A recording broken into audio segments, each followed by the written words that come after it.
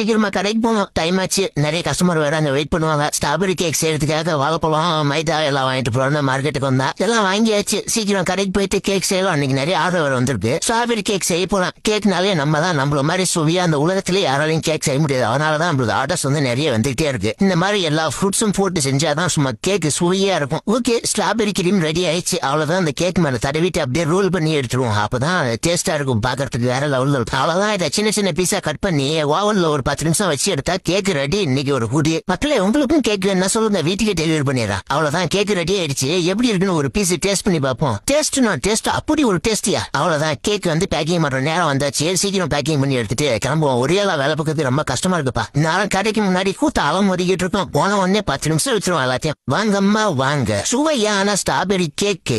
4 கேக்கு 100 ரூபாய் மட்டுமே. ஓனா வராது, பொழுது போனா கிடைக்கும்.